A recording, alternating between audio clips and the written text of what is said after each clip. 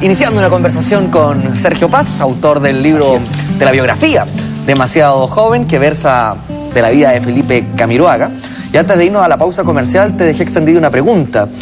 Un cúmulo de adjetivos calificativos para definir y entender la personalidad de Felipe a raíz de lo que tú has estudiado para hacer este libro. Sí, yo diría que la primera es rapidez. Yo creo que en un mundo rápido, dinámico, de redes sociales, de permanente contacto, de facilidad de viaje, Felipe, si nosotros, todos los normales, nos movemos, no sé, a 100 o a 200 kilómetros por hora, los más rápidos, Felipe andaba a 1000. Una persona que viajaba a Chillán, a Miami, a eventos de polo, a sus pasiones, viajes por los halcones, al Estrecho Magallanes, todo en una semana. Entonces una vida muy dinámica, muy rápida. La segunda, yo creo que una persona muy prolija. Me sorprende el cuidado de sus cosas, de su propio, no solo de su propio closet, digamos, sino que también de sus relaciones, de su medio, ¿no? Cuando te digo esto, quiero decir una persona que todas las personas que he entrevistado refieren a una persona muy cariñosa, muy cercana, muy preocupada de las relaciones. Por lo tanto, una persona muy preocupada, ¿no? Muy despierta y muy ¿dónde estoy? Y por ejemplo, en relación a los caballos, Felipe llegó a ser un gran jugador de polo. Es normal en el polo, por lo que me referían varias personas, que ellos juegan sus partidos, qué sé yo. Felipe, cuando pasa a integrar este mundo, se preocupaba de los peticeros, que son las personas que alimentan los caballos, que los limpian, qué sé yo. Siempre les tenía un regalo, les organizaba campeonatos, en fin, una persona preocupada de los detalles. Y el tercero, probablemente, lo que hemos estado conociendo estos días, una persona muy fogosa, muy sexual, muy apasionado, con las mujeres, muy preocupado de los detalles, de hacerlas sentir bien. ¿En qué momento de su vida lo sorprende la muerte, Sergio? Bueno, a Felipe lo sorprende en un momento muy decidor, en el sentido que yo creo que es una persona que había postergado sus grandes decisiones, sus grandes sueños probablemente. ¿Y la habías postergado por su pega? Sí, sin duda, por su trabajo.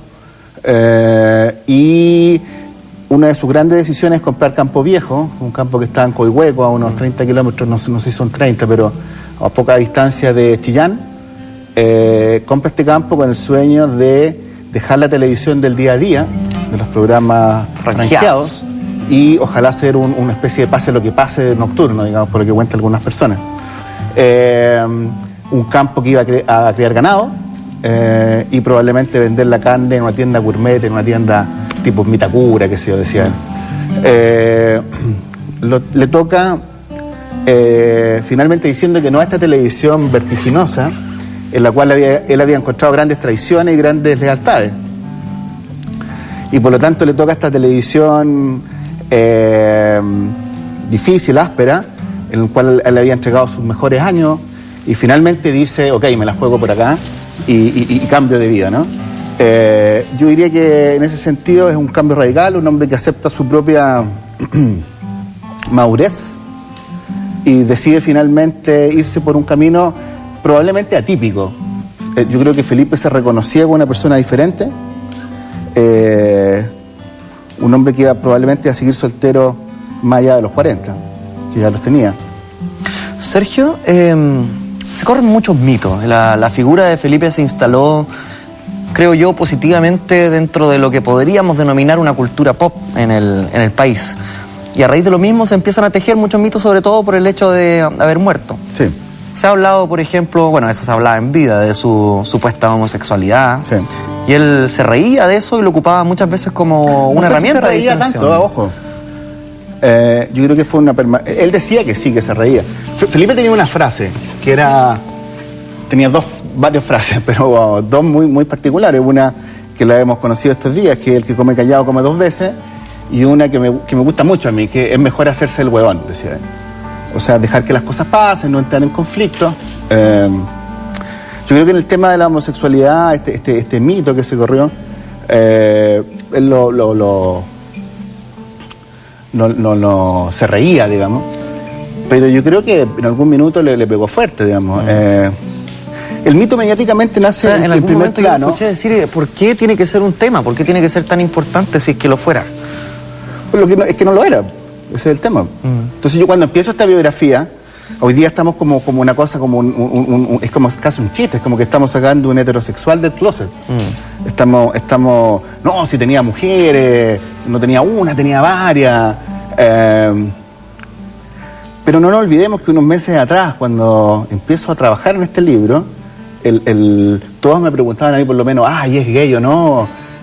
Iba para allá, ¿es gay o no? ¿Es gay o no? Estaba absolutamente instalado el mito. Y el mito fue muy fuerte porque parte en televisión, específicamente en Primer Plano, donde, por instrucciones del editor del momento,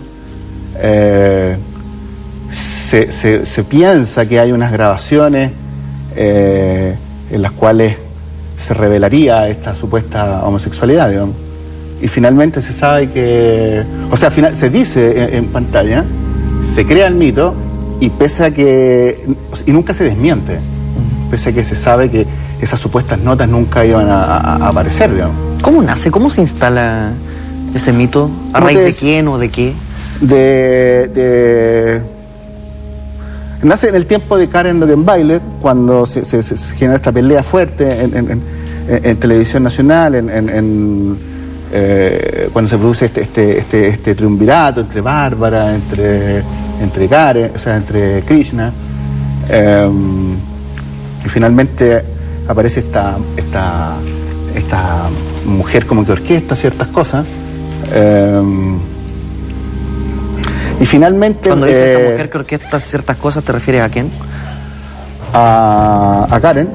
A Karen, que ha demostrado en este libro que Karen hizo ciertos movimientos que por lo más no soy yo el que los dice, sino que son la farándula del momento, digamos, que ha demostrado específicamente en un artículo que realiza TV Novela en ese tiempo. Pero para entenderte bien, Sergio, tú estás diciendo que es Karen Dogenbailer quien instala el mito de la homosexualidad de Felipe. Para que nos entendamos bien, periodistas del momento aseguran haber escuchado unas grabaciones en que ella supuestamente hacía esta acusación. Esas grabaciones nunca existieron, no están, no existen, nadie las escuchó por lo demás. Entonces no se puede dar fe de aquello. No. Pero suponiendo que sí existían, el programa sale con esta declaración, digamos, que en los próximos días el país se va a enterar de esta supuesta homosexualidad. ¿Qué significa eso cuando Felipe escucha eso, está en su casa y se pone a llorar con espasmo, como un niño. Fue fuerte. Y se enteran en Primer Plano, hablan con el programa y nada, y pasa. Entonces yo creo que este libro, el que hice yo, lo que hace es desestructurar cómo funciona la farándula, cuáles son los mecanismos de operación. ¿Cómo así? Déjame entenderte esa parte. ¿Cómo logra desestructurar?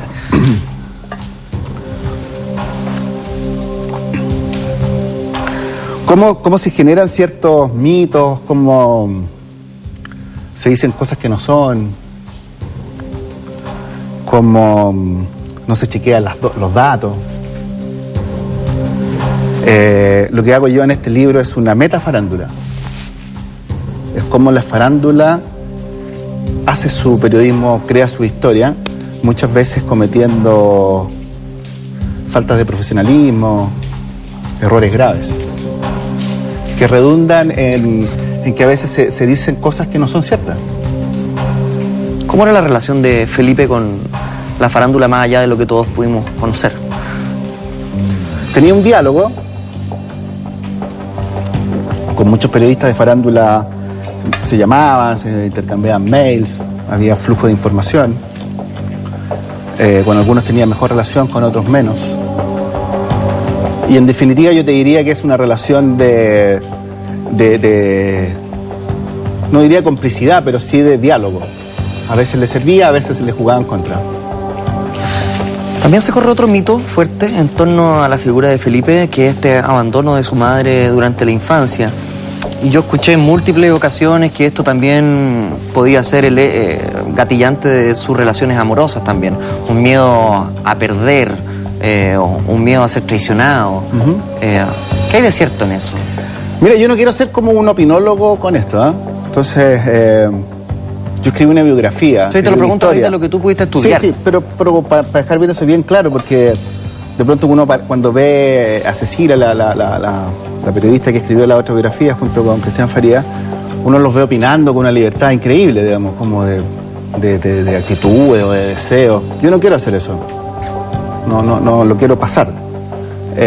Sí quiero recontar una historia, la historia que yo escuché. Entonces yo esta noche vengo a ti a contarte la historia que yo escuché, que es una historia que eriza los pelos a veces, que es dolorosa. Claro, pero a raíz de lo mismo te pregunto, de la historia que tú escuchaste. De lo que yo escuché de la madre, de las historias que me cuentan, es un... Felipe, estamos a propósito de los 40 años que estamos conmemorando ahora.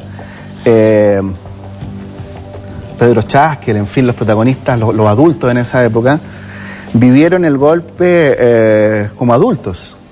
Los que tenemos 40 y tantos años los vivimos como niños. Entonces, la historia de Felipe Camiroaga, en el aspecto que tú me preguntas de su infancia, de este quiebre familiar, tiene que ver justamente con eso. Cómo una sociedad se quiebra y particularmente el matrimonio de sus padres se quiebra. Y eso trae consecuencias, por cierto, en la vida. En relación a la madre, lo que tú me preguntas, una mujer de San Felipe, hija de un abogado connotado de San Felipe, Marilú Fernández. Su padre después se dedica al negocio de venta de maquinaria agrícola. Y ella, en algún minuto, la familia decide enviarla a Santiago, a las Ursulinas, a un internado. La gorda, le decían cariñosamente. Y las chicas que le toca de compañera de curso le refieren de ella como una mujer súper especial, carismática, cariñosa, aprendía un poco como era Felipe, ¿no?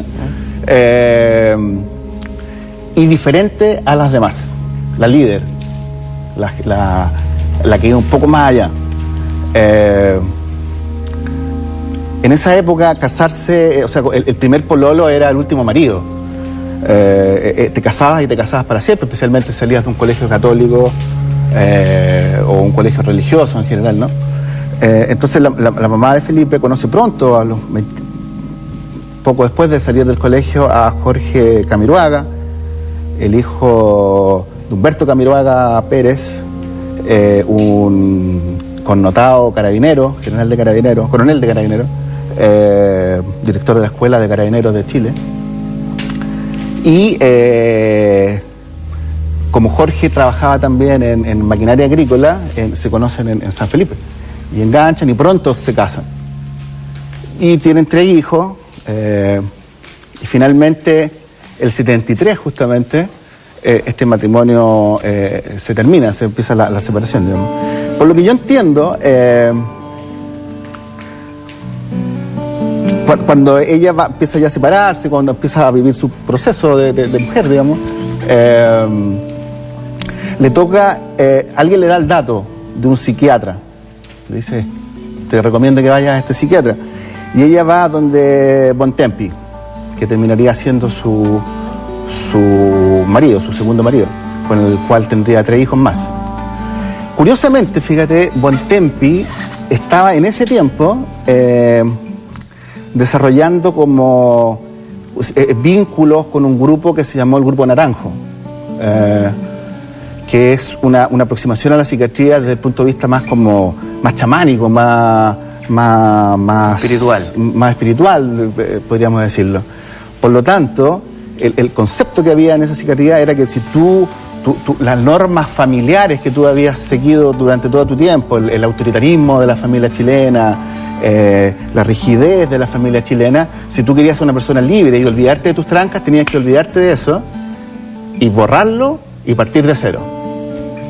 Entonces yo entiendo que ese contacto terapéutico con la mamá de Felipe le cambia el switch, se termina ese matrimonio. Bontempi viaja primero a Inglaterra, después a España, a Tenerife, donde se instala, y le manda un pasaje a Marilú, a la gorda. Ella le pregunta a su marido, o sea, y le dice que se quería llevar a los 3 hijos, y el padre dice que no. Y ahí se produce la separación. Sí. Como que la mamá de Felipe, para ojos de que no estuvimos ahí, digamos, yo creo que siempre fue como... chuta, una mamá especial, ¿no? Pero sin duda hay... Para tratar de entender eso, habría que entender una historia no solo familiar, sino que de aquella época. Marilú cuenta a algunas grandes compañeras de curso que ella trabajaba en ese tiempo en la CAP. Era secretaria de la gerencia de la CAP. Y manejaba información confidencial de esa gerencia. Entonces ella siente que, pues, todo esto obviamente lo estoy diciendo por referencia a compañeras de curso, ¿no?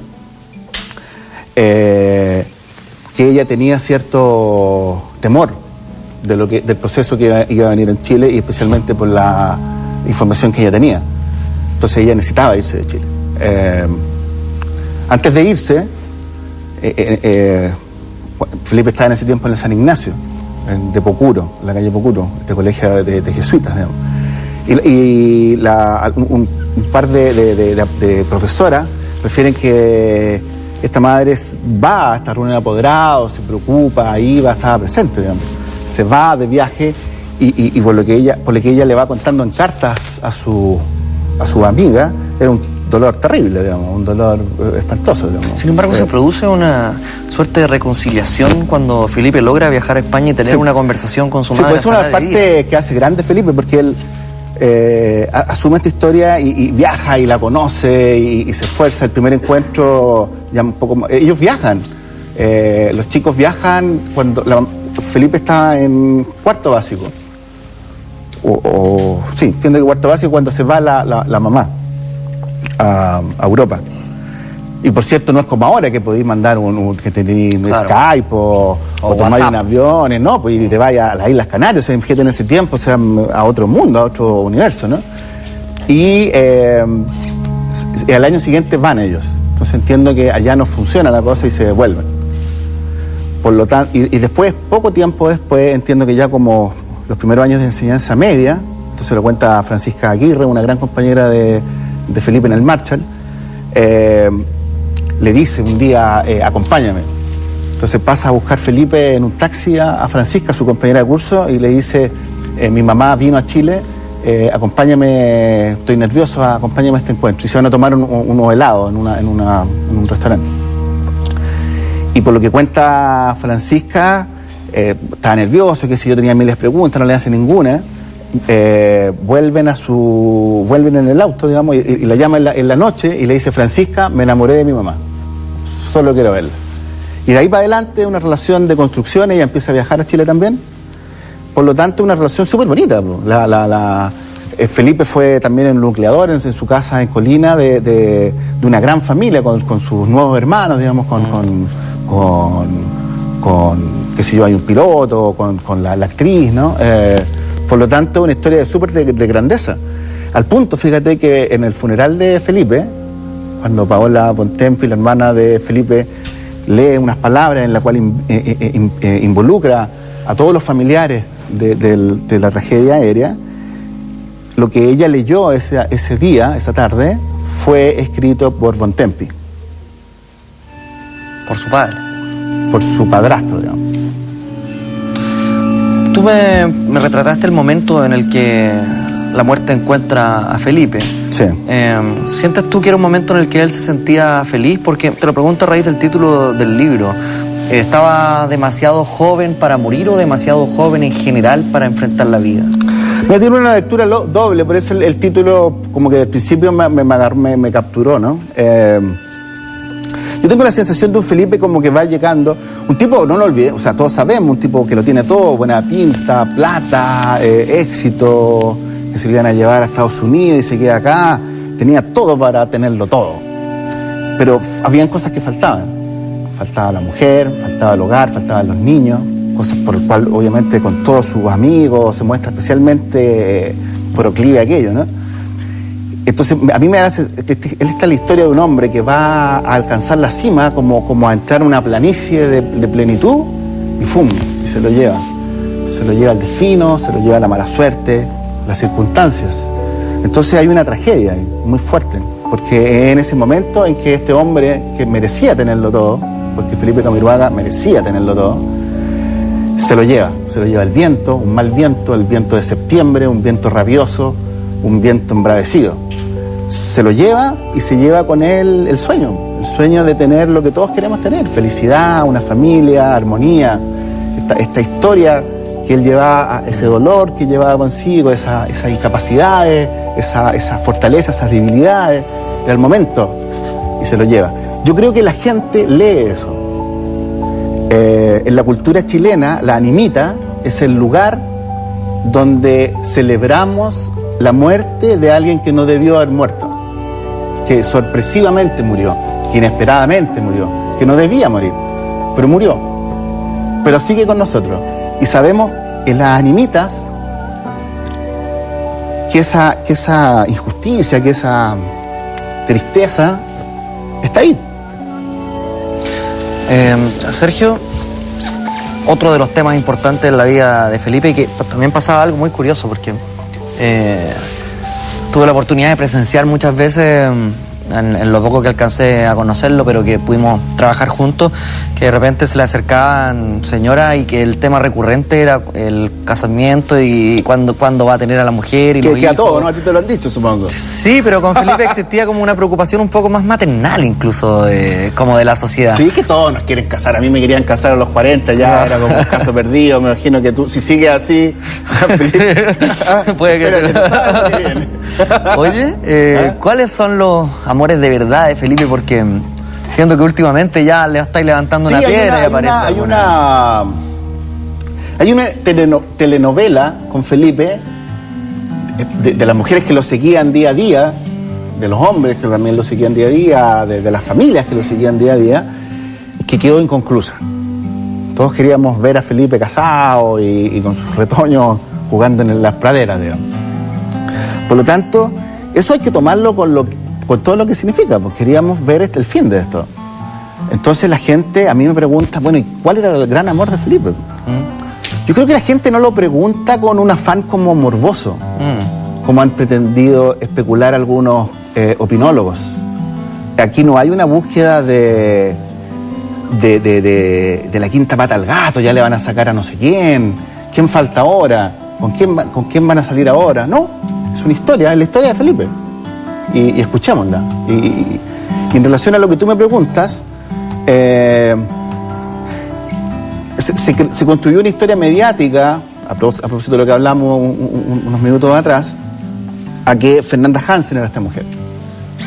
Ella nunca fue explícita, ni nunca dijo palabras concretas en torno a esto. Nunca habló de esto. Nunca dijo, a mí Felipe me dijo esto, íbamos a hacer esto. Siempre fue vaga, evitó las preguntas. Lo que concluye esta investigación son dos cosas, básicamente. Al momento de morir, Felipe Camiroaga tenía varias relaciones, que es lo que se ha hablado, se ha comentado. Unas con algunas mujeres conocidas, algunas más populares, todas beldades, por cierto, todas mujeres súper guapas, en fin. Pero por otro lado, hay unas mujeres que escapan a ese prototipo, y a mi juicio son las más importantes. Después de esta investigación, por cierto, de preguntar por aquí y por allá. Una de ellas no estaba, como decirlo, vigente cuando muere Felipe, sino que era una historia que si bien había durado 12 años, no estaba activa, digamos, ya había pasado ya. Pero fue muy importante. Y otra que estaba vigente al momento de morir Felipe, que es una profesora de Pilates, muy guapa, Isidora Goyenechea, lo máxima sofisticación, zapatos Jimmy Choo, viaje a Nueva York, cartera Louis Vuitton, pero a la vez muy, muy lectora, muy, muy instruida. Y con ella establece un vínculo y se plantea una relación que es la que cuenta el libro, que parte y termina con esa historia.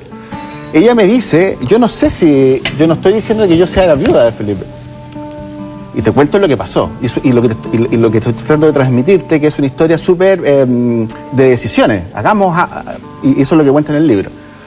Por otro lado, hay para entender esto de Fernanda, digamos, y así lo asume este libro, hay una historia hay un relato de esta otra persona que decía, esta otra mujer, que Felipe la había conocido de joven, a los 20 y tantos años, y que se mantiene muy todo en el tiempo, en que en el libro revelamos algunos mails de Felipe a esta mujer, la porteña.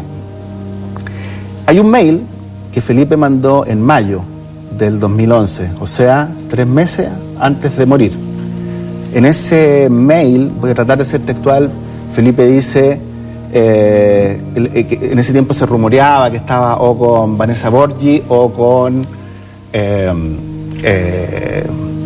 Fernanda Hansen. Entonces, Felipe, en este coqueteo permanente con esta chica, la invita a salir y ella dice, pero ¿cómo vamos a salir los 3, digamos, con tus amigas, con tus amigas?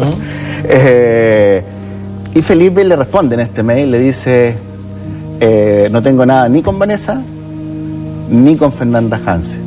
Fernanda Hansen nos vemos de vez en cuando, cito textual, al escribir por el teléfono, me imagino. A reglón seguido, dice, estas son las consecuencias de la farándula de mierda, con letras altas. Y eso es un dato súper, a mi modo, sentenciador, clarificador de lo que va a venir después, que también lo narro en el libro, de qué pasa especialmente la última semana de Felipe Camiroaga.